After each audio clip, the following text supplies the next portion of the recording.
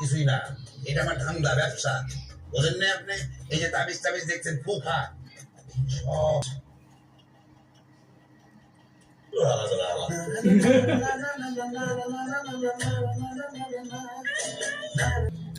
দিকেন দিকেন